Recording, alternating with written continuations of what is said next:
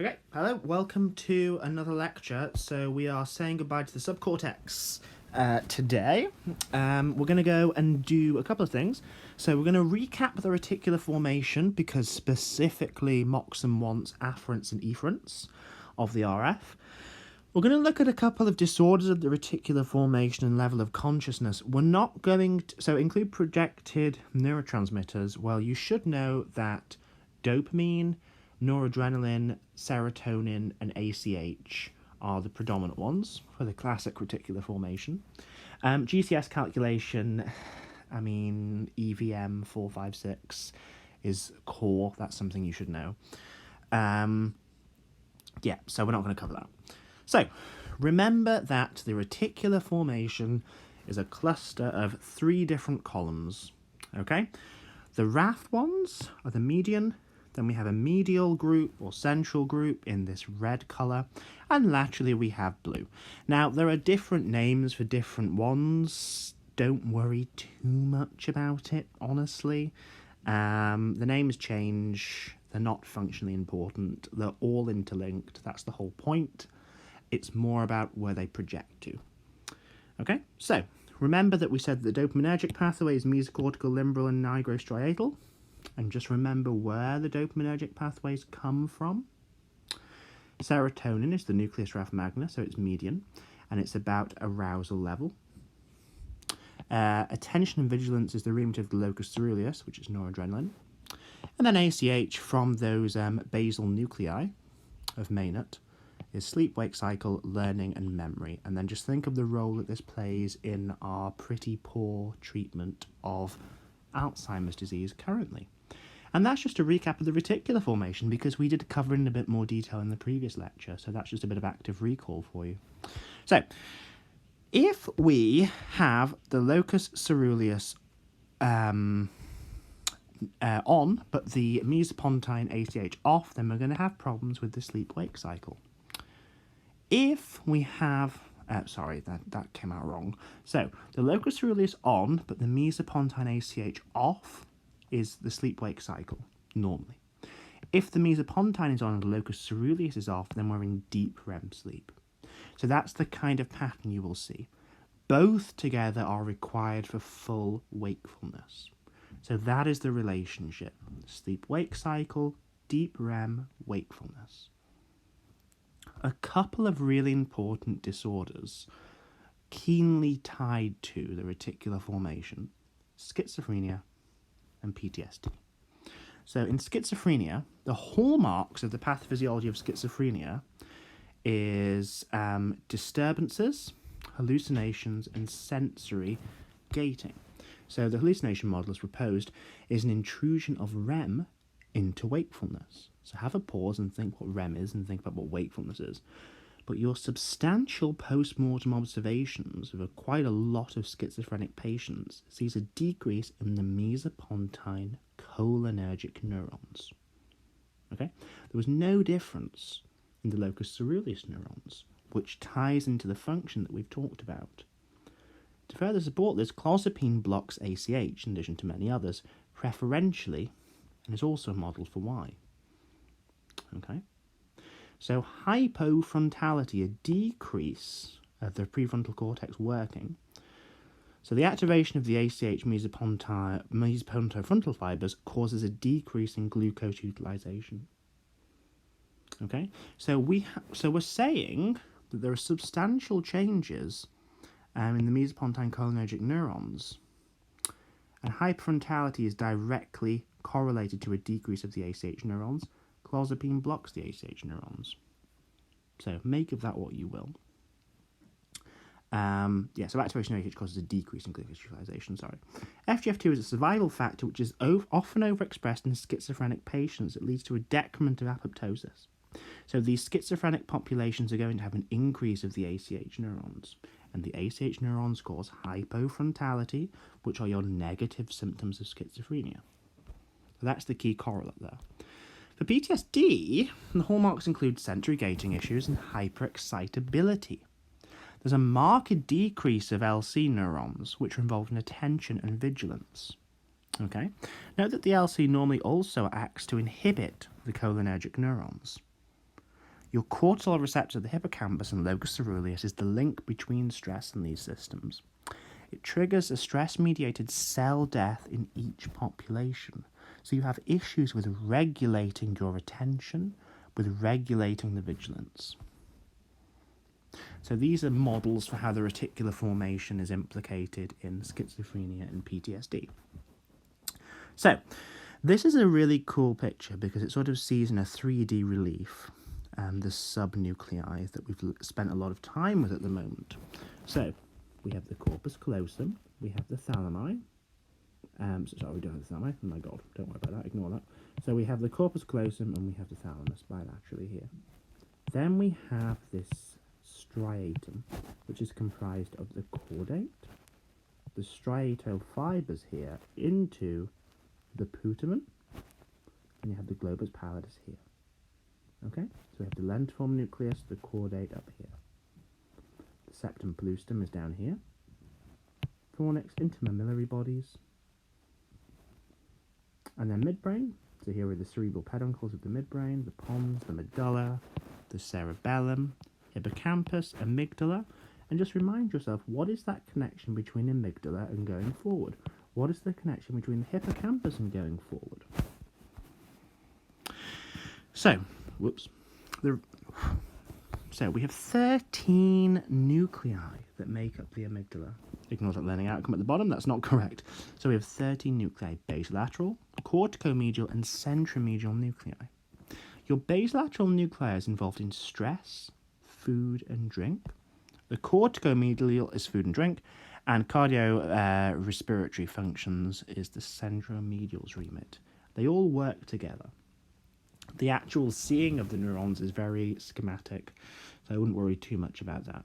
But just bear in mind the different functions of the amygdala. And it's not surprising that the amygdala is linked to food and drink when you think of how intimately it's associated with the olfactory region and the primal urge for food and hunting and things like that. So, the hippocampus, we've already summarised this in quite a lot of detail, so I'm not going to go into a lot of detail here beyond what we have already said. Remember the cornuanums, 4, 3, 2, and 1. And remember that we have our dentate gyrus here, and then it grows out to the subiculum. You've got your parahippocampal gyrus, your entorhinal cortex. We've talked about how the hippocampus is sat in the inferior horn of the lateral ventricle here. We talked about how we have the dentate gyrus, here. So we've talked about all of these before. So here are the different structures, right? So we've got ventricle, we've got choroid plexus, we have the cornu-amon, we have the dentate gyrus, and then we have the two inflow portions there. So we have our subiculum and the parahippocampal gyrus, the entorhinal cortex in there as well. So make sure you can schematically envisage all of this as part of the hippocampus. We've talked about the afferent supply, which includes the contralateral hippocampus. The subcallosal regional nuclei are also involved, and there is, as we said, the cortico-entorhinal projections. This is the predominant.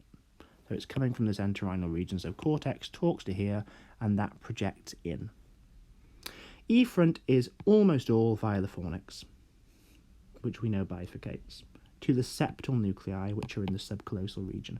So we're going from the subcallosal region to the subcallosal region, and to the mammillary bodies, which we know are intimately implicated in memory.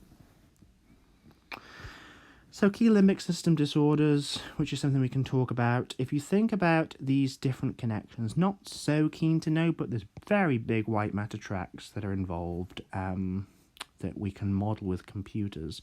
So the cingulate cortex communicates with the orbitofrontal cortex and the thalamus via this anterior thalamic projection, which is in green here. So our cingulate cortex to the thalamus and the orbitofrontal cortex, whole set of regions there. The cingulate communicates with the amygdala via this big cingulate region into the parahippocampal gyrus and to the uncus. The thalamus obviously will communicate to the hypothalamus, basically the mammillary bodies, by the thalamo-mammillary tract, or the mammillothalamic tract. But the hypothalamus will also communicate directly with the hippocampus via the fornix, which we know to be true. We have the uncinate fasciculus, the sort of bending fasciculus that connects the amygdala to the orbitofrontal cortex. So here's a few different examples of some tracts that you might see come up in the literature. Your fornix, your anterior thalamic projections, your uncinate, your cingulum, your thalamo-mammillary tracts. This is how the limbic system talks to itself, basically. These are the different tracts.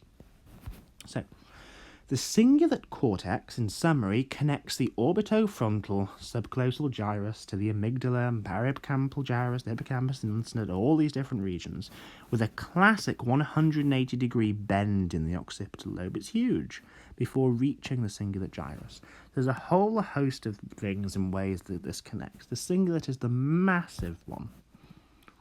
So, we have a section here, which we've talked about, this uncinate fasciculus, between the amygdala and the orbital frontal cortex, and this is involved in behavioural regulation through gustatory, visceral, and visual memory formation. Then, we have this region here, this anterior thalamic projection between the hippocampus, the hypothalamus, and the thalamus. This is memory and spatial orientation, and involves those three key structures. Okay? So, if we have problems with this cingulate connection, look at all of these structures, most of which are involved in the original Papez circuit, which is now a bit debunked and seen as a bit simplistic, then we come up with issues with depression, anxiety, remember subcallosal region and the amygdala, OCD, mild cognitive impairment, Alzheimer's disease preferentially goes for the cingulate cortex in the late stages. ADHD has derangements in this pathway, so does schizophrenia and autism. The orbitofrontal cortex is involved in a lot of structures, so Cleaver-Bucy syndrome, your bilateral amygdala lesions, but also temporal foci epilepsy is seen in this region here. So that's worth mentioning. And a few other syndromes like Gershwin syndrome and advanced Alzheimer's disease. This connection between memory and spatial orientation is involved in amnesia, Korsakoff psychosis, and Blint syndrome.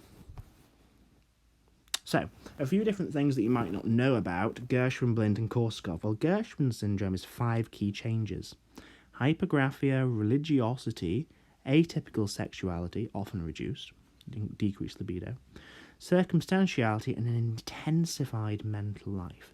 The connections between your temporal region, the amygdala, and the orbitofrontal cortex. Blint is also involved. It's very uncommon. We don't really know what's going on, but it involves this thing called an inability to perceive the visual field as a whole. You can't fixate the eyes properly, and you can't move the hand to a specific object using vision, optic ataxia.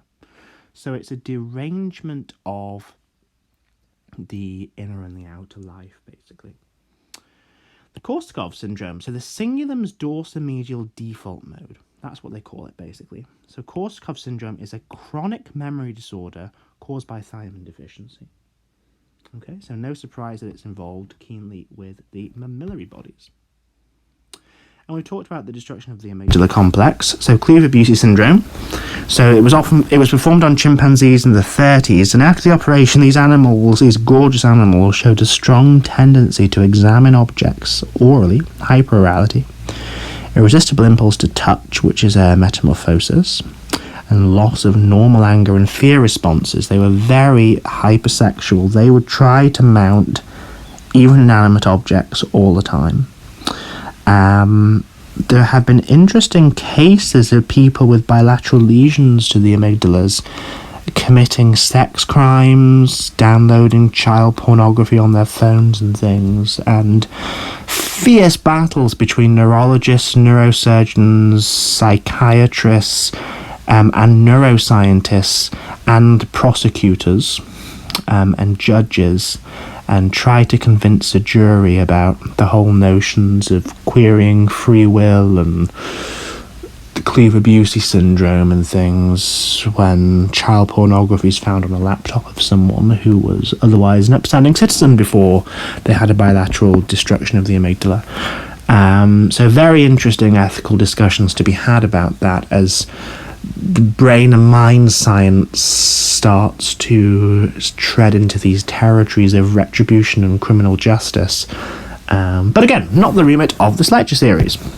there we are, all done. So that is the subcortex done. So take a breath. We've done the big lectures now.